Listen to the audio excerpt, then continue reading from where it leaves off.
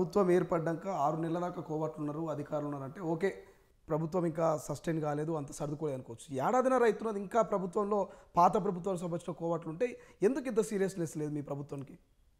Seriousness ఉంది కాబట్టి గతంలో ఇతను డిక్టేటర్గా పనిచేసేవాడు. ఏ అధికారం కలుస్తానికి లేదు, మంత్రులు కలుస్తానికి లేదు ముఖ్యమంత్రిని. రేవంత్ రెడ్డి గారు అటు ఇంట్లో కలుస్తున్నాడు, సెక్రటరీకి వస్తున్నాడు, మంత్రులు కలుస్తున్నాడు, మరీ డెమోక్రటిక్ వేగపోతున్నారు. సో కొన్నిసార్లు కఠిన చర్యలు ఉండాల్సిన అవసరం ఉంటుంది. పూర్తి డెమోక్రటిక్ ఉంటే కూడా పనికిరాదు. ఈ అధికారుల పైన కూడా అంటే గతంలో అప్పుడు అధికారానికి వచ్చిన వెంటనే సస్పెండ్ చేసి అంటే రేవంత్ రెడ్డి గారు కక్షపూరితంగా చేస్తున్నారని చెప్పి అనేవాళ్ళు.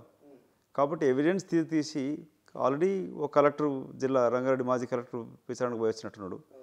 రేస్ దాంట్లో కూడా ఇంకో ఐఏఎస్ ఆఫీసర్ పోయించినట్టున్నాడు. పోలీసు అధికారులు కొందరు చేసినాడు. కాబట్టి ప్రభుత్వం వేగవంతం చేయాల్సిన అవసరం ఉన్నది. సో అందుకే రేవంత్ రెడ్డి గారు త్వరితగతిన తీసుకుంటారని చెప్పి ఆశిస్తాను. కేంద్ర నాయకత్వం కూడా చెప్పింది ముఖ్యమంత్రి గారికి దీనిపైన. ఏ అధికారులు అయితే నిర్లక్ష్యంగా నిర్లిప్తంగా వ్యవహరిస్తున్నారో వాళ్ళపైన చర్యలు తీసుకోవాలి. ఏ అధికారులు అయితే పరోక్షంగా బీఆర్ఎస్ పార్టీ నాయకులకు మద్దతు ఇస్తున్నారో, సమాచారం చేరవేస్తున్నారో వాళ్ళపైన చర్యలు ఉండాలి.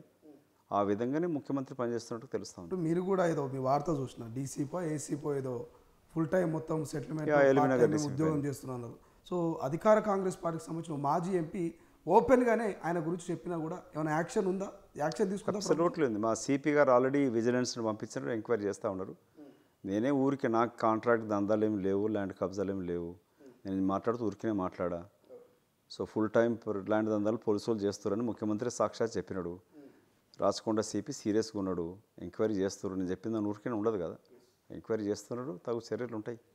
వాళ్ళు ప్రూవ్ అయిందంటే తప్పకుండా ఉంటుంది. ఇక్కడే కాదు, చాలా చోట్ల జరుగుతూ ఉన్నాయి. చాలామంది అధికారులు చేస్తారు, నిజాయితీగా పనిచేసేవారు. ఈ వ్యవస్థనంతా బస్టు వచ్చింది బీఆర్ఎస్ పార్టీ. ముందిట్లో లేకుండే. కేంద్రంలో ఇప్పుడు ఈడీ, సిబిఐని, ఇన్కమ్ ట్యాక్స్ని వాడుకుంటుంది మోదీ. ఇక్కడ తెలంగాణలో మొత్తం పోలీస్ వ్యవస్థని, అధికారులని బీఆర్ఎస్ పార్టీ కార్యకర్తలుగా మార్చుకుంది బీఆర్ఎస్ పార్టీ ప్రభుత్వం. సో కాంగ్రెస్ పార్టీ పని చేయట్లే. మంచి అధికారులు ఉంటే వాళ్ళకి ఇంకా పనిచేసే అవకాశం కల్పిస్తూ ఉంది. ఇప్పటికైనా అధికారులకు హెచ్చరిక ఏంటంటే ముఖ్యమంత్రి మంచితనాన్ని, కాంగ్రెస్ మంచితనాన్ని మీరు ఆసరాగా తీసుకోకండి. అప్పుడు జరిగిన భాగోతాలు మీ యొక్క ప్రమేయం లేకుండా బయట పెట్టండి. బయట పెట్టకుండా పరోక్షంగా మీరు లబ్ధి పొంది అప్పుడున్న మంత్రులకు మీరు సహాయం చేసి వాళ్ళు దోచుకోవడానికి సహాయపడి ఇప్పుడు మీరు అదే కార్యక్రమం చేస్తుంటే మాత్రం తీవ్ర చర్యలు ఉంటాయి. అది గమనిస్తే మంచిది. ప్రజాపాలన అన్నారు, ప్రజా ముఖ్యమంత్రి అన్నారు, కానీ మాజీ ఎమ్మెల్యే అయినటువంటి గుమ్మడి నర్సయ్యను మాత్రం ముఖ్యమంత్రి కలవట్లేదనే వార్త 2 రోజుల నుంచి చక్కర్లు కొడుతున్నారు. సో దీన్ని ఎట్లా చూస్తారు? మీ దృష్టికి వచ్చిందా? వార్తను చూసినా లేదా? నేను చూడలేదు అది. బట్ అట్లాంటిది ముఖ్యమంత్రి దగ్గరికి వెళ్ళి కలవచ్చు కదా. ముఖ్యమంత్రి అది మీరు అడగండి, అది నాకు తెలియదు. అది సో ముఖ్యమంత్రిని అడగండి, మీకు అవకాశం ఉంటుంది కదా. అట్లాంటి కలుస్తానికి వస్తే ఎంత మటుకైతే మరి కలవాలి. ముఖ్యమంత్రి అంటే ఎవరైనా కలవాల్సిందే. అందులో మాజీ ఎమ్మెల్యేలకి గౌరవం ఇవ్వాల్సిందే. ఇదే మోదీ లాంటి ప్రభుత్వం కాదు కదా. ఇక్కడ మోదీ ప్రభుత్వం అంటే పార్లమెంట్లో మాజీ పార్లమెంట్ సభ్యులకు అవకాశం లేకుండా పెట్టిండే. మొన్న స్పీకర్ మాట్లాడితే మళ్ళీ మాజీ పార్లమెంట్ సభ్యులకి ఇప్పుడు పార్లమెంట్లో అవకాశం కల్పించినారు.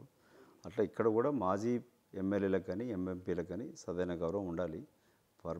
పవర్ శాశ్వతం కాదు కదా, మనం కూడా రోజులు మాజీ అవుతాం కదా. కాబట్టి ఈ ప్రస్తుత ప్రభుత్వం అట్లా చేస్తే అనుకోవట్లే. ఒకవేళ అట్లాంటి జరుగుంటే మాత్రం బాధాకర విషయం అది. ముఖ్యమంత్రి గారు అంటేనే ఐ థింక్ మీరు తీసుకెళ్ళాం మాట్లాడుతారు వాళ్ళు, ముఖ్యమంత్రి తీసుకెళ్తారు.